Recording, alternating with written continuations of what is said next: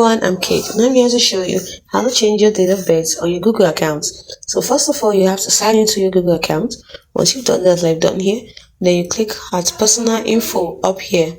So when you click on personal info, you scroll down to your personal info over here. Then you click on your birthday. Then you can update your birthday. Let's say my birthday is December.